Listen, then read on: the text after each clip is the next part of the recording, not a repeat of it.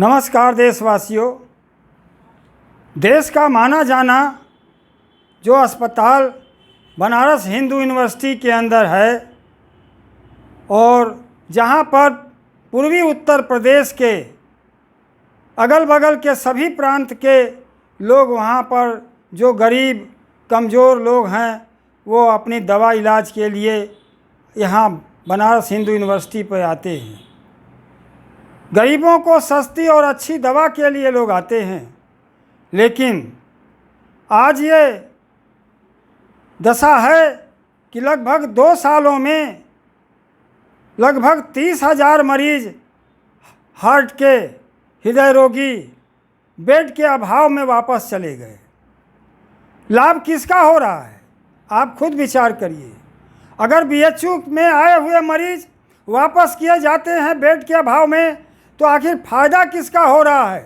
Private अस्पतालों का, जहां पर मरीज जाते हैं और पैसा के अभाव में, धनाभाव में और अकाल मृत्यु के शिकार हो जाते हैं।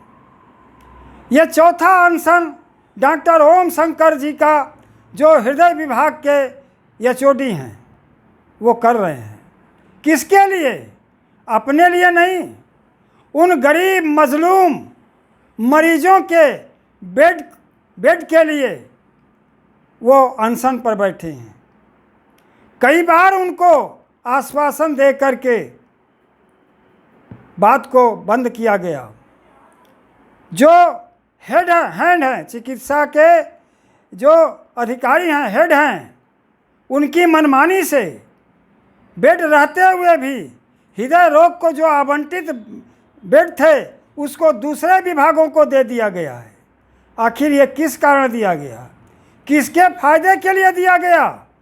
इससे किसका फायदा हो रहा है, ये विचार करना होगा। डॉक्टर ओम शंकर जी ने राज्यपाल को, मुख्यमंत्री को, प्रधानमंत्री को, बनारस के जिलाधीश को, अपने बीएचयू के वाइस चांसलर को तमाम पत्र दे चुके हैं, लेकिन पत्रों का कोई जवाब उनको नहीं दिया जा रहा है। और मनमाने तरीके से जो हेड ऑफ डिपार्टमेंट हैं वो काम कर रहे हैं। आखिर इससे किसका नुकसान हो रहा है? आप जानते हैं, ब्रिटेन ने से जो समाचार आया है कि कोवैक्सीन के जो दुष्परिणाम है, उस कंपनी ने खुद जाकर के कहा है कि जिन्होंने कोरोना काल में वैक्सीन लगवाया है उसको साइड इफ़ेक्ट हो सकता है, हार्ट अटैक से मर सकते हैं, उनको कई तरह की बीमारियां हो सकती हैं। हज़ारों का रुपए का, करोड़ों का उसको जुर्माना भी लगा है। भारत के अंदर अकाल मृत्यु से बचने के लिए क्या ये ज़रूरी नहीं है कि बीएचयू में जो बेड हृदय रोगियों के लिए आवंटित था उसको दूसरे विभाग को क्यों आवंटित कर दिया गया? कोई कारण तो होगा। आखिर हमें बताएं, वीसी से, वाइस चांसलर से कितनी बार शिकायत होने के बाद भी, उनके जानकारी में होने के बाद भी, आखिर क्या कारण है कि head of department HO head का वो मदद कर रहे हैं?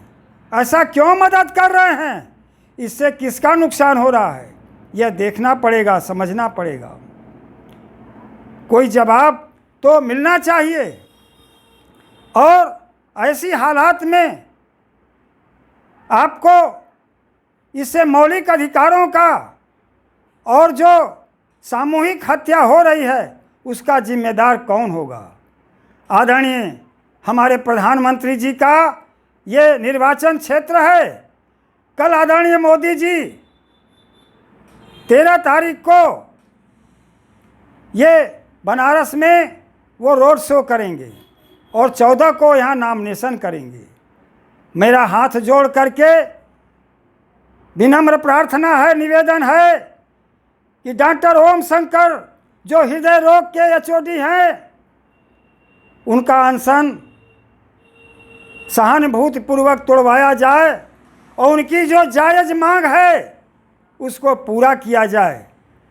जबकि ऐसा लोगों का कहना है कि प्रधानमंत्री जी ने ही बेड के लिए इसका उद्घाटन किया था। जिसके लिए प्रधानमंत्री उद्घाटन करें, उन हृदय रोगियों को बेड न मिले, ये बहुत ही शर्मनाक बात है।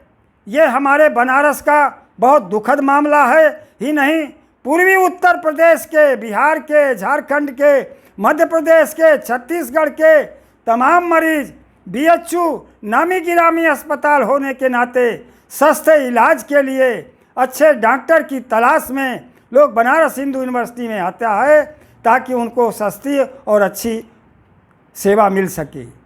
मेरा पुनः विनम्र प्रार्थना है इस देश की सरकार से, खास तौर से प्रधानमंत्री मोदी जी से, कि तत्काल प्रभाव से उस पर ध्यान दे करके, और ये हमारे डॉक्टर ओम शंकर जी जो देश में पहले डॉक्टर हैं जो मरीजों के हित के लिए, मरीजों को बेड मिले उसके लिए वो अनशनरत हैं। इसलिए इस कार्य को तत्काल अनशन खत्म कराया जाए और उनको जो उनके साथ जो मरीजों के साथ अन्याय हो रहा है उसको रोका जाए। हम प्रधानमंत्री से यही आग्रह करेंगे, जो उत्तर प्रदेश की सरकार से भी आग्रह करेंगे कि इससे गरीबों का इलाज नहीं हो पा रहा है, अकाल मृत्यु के शिकार हो रहे हैं, और कोरोना काल के इंजेक्शन से और भी देशवासी चिंतित हैं। इसलिए इसका तत्काल व्यवस्था कराया जाए और अनशन तुड़वाया जाए सम्मानपूर्वक, और उनकी जायज़ मांगों को पूरा किया जाए। इन्हीं बातों के साथ वाणी को विराम देता हूँ। अच्छा लगता है तो इसको शेयर करके हमारे देशवासियों तक पहुँचाइए। ये बहुत हृदय विदारक घटना है, इस पर ज़रूर ध्यान देना चाहिए। धन्यवाद।